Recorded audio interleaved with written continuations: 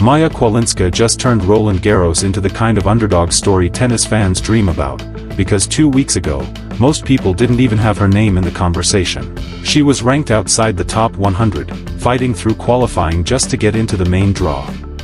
And now, somehow, she is standing in the semi-finals of the French Open after taking down Anna Kalinskaya in Paris. This is not just a win. This is a career-changing earthquake. From qualifier to semi-finalist, from overlooked player to one of the biggest stories of the tournament, Chwalinska has shocked the tennis world, guaranteed herself the biggest payday of her life, and put herself one match away from a Grand Slam final. And the craziest part is this: she didn't get here by luck. She beat Qinwen Zheng. She beat Elise Mertens. She beat Maria Sakkari. She beat Diane Parry. And then, when the pressure was bigger than ever, she walked onto Court Philippe-Chatrier and beat Anna Kalinskaya 7-6, 6-3. But this match was not easy. In fact, the first set almost turned into a nightmare.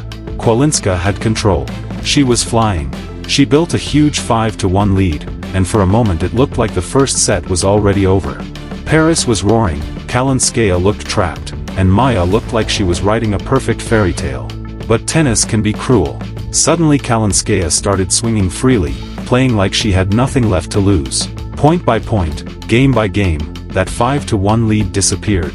The score became 5-5, and all of a sudden the dream was under real danger. This was the moment where many players break mentally.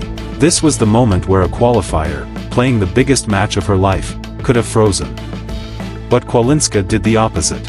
She stepped into the tiebreak like someone who belonged there. She handled the wind, handled the pressure, handled the comeback, and won it 7-3. That tiebreak was the emotional turning point of the whole match. Because once she survived that storm, she didn't just calm down, she got stronger.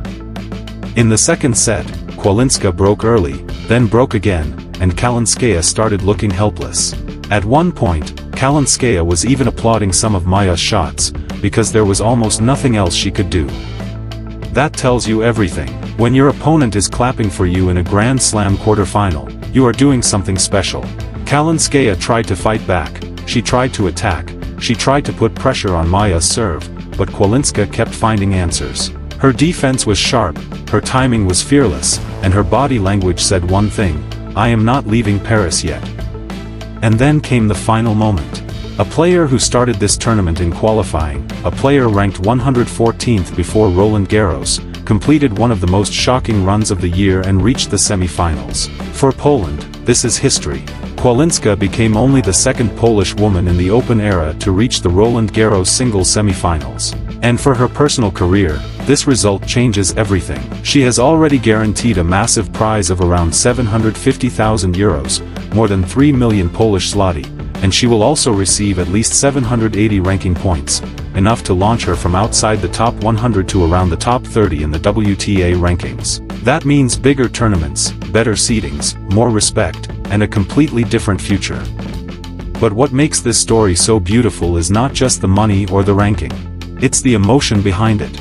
After one of her earlier wins, Chwalinska joked that she hoped there were still hotel rooms available in Paris, and that even though she had earned a lot of money, it wouldn't be paid immediately. Then she laughed and asked people to pray for her.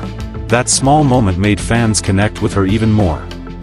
Because this doesn't feel like a superstar repeating success. This feels like a young player suddenly realizing that her life is changing in real time. And now the story gets even bigger. On Thursday, Maja Chwalińska will play for a place in the Roland Garros final, against either Aryna Sabalenka or Diana Schneider. On paper, she may still be the underdog. But after what she has done in Paris, can anyone really say she has no chance? She has already beaten names, rankings, pressure, wind, nerves, and expectations. She has already turned one tournament into a miracle. Now the question is simple. Is this the end of the fairy tale, or is Maja Chwalińska about to shock the world one more time?